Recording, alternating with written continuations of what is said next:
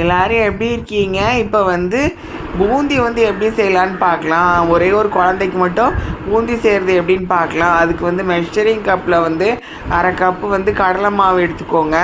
அதை எடுத்து ஒரு கிணத்துல போட்டுட்டு அதுக்கப்புறம் வந்து அதில் கொஞ்சம் கொஞ்சமாக தண்ணியை ஊற்றி ஊற்றி கரைச்சி கொஞ்சம் கொஞ்சமாக எடுங்க. அது நல்லா வந்து ஒரு தோசை மாவு பதம் அளவு இட்லி தோசை மாவு பதம் வர்ற அளவுக்கு நல்லா வந்து கிண்டி எடுத்துக்கோங்க.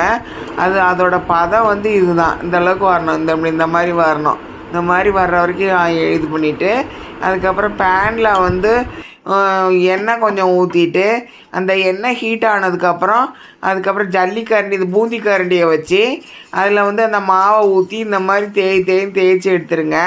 இது விருந்தார் ஆட்சி சமையல் தமிழ். இது சப்ஸ்கிரைப் பண்ணுங்கள், லைக்ஸ் கொடுங்க, ஷேர் கொடுங்க, அந்த பெல் பட்டனை அமுக்கிடுங்க. நல்லா வந்து அந்த மாவை வந்து இந்த மாதிரி அந்த பூந்தி கரண்டியில் இந்த மாதிரி சுற்றி எடுத்துகிட்டு அதுக்கப்புறம் எல்லாம் வந்து அங்கங்கே கீழே ஒரே இடமா விழாத மாதிரி கொஞ்சம் கொஞ்சமாக தள்ளி வச்சு அந்த கரண்டியை வச்சு அதை வந்து அந்த மாதிரி தேய்ச்சி விடுங்க.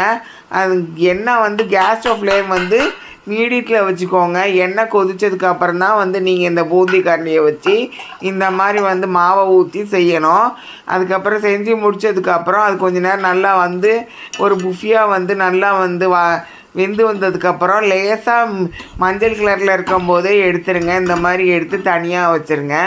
அதுக்கப்புறம் எல்லா பூந்தி இதையும் அந்த மாதிரி எடுத்து அதை எல்லாத்தையும் எடுத்து ஒரு தட்டில் எடுத்து வச்சுக்கோங்க.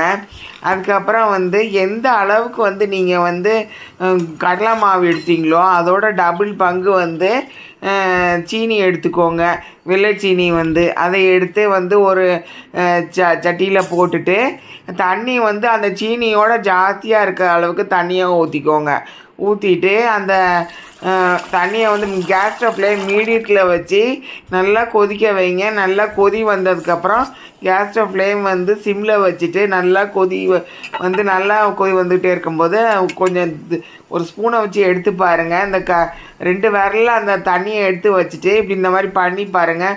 2 விரலில் இருந்து அப்படி ஒட்டி வரணும். அப்படியே வந்து ஒட்டி வந்துச்சுன்னா சரி கரெக்டான பதம்னு அர்த்தம். அந்த பூந்தியெல்லாம் எடுத்து அதில் போட்டுட்டு அதுக்கப்புறம் ஒரு அரை மணி நேரம் கழித்து இந்த மாதிரி வந்து எடுத்துகிட்டு ஒரு கரண்டியை வச்சு இந்த மாதிரி எடுத்துகிட்டு அது தனியாக ஒரு தட்டில் எடுத்து வச்சுட்டு அதுக்கப்புறம் வந்து குழந்தைங்களுக்கு பிடிச்ச மாதிரி ஒரு கிண்ணத்தில் போட்டு ஸ்பூனை போட்டு கொடுத்துருங்க. அந்த பிள்ளைங்க வந்து சாப்பிடுங்க. இந்த மாதிரி சமைச்சு சாப்பிடுங்க. நன்றி.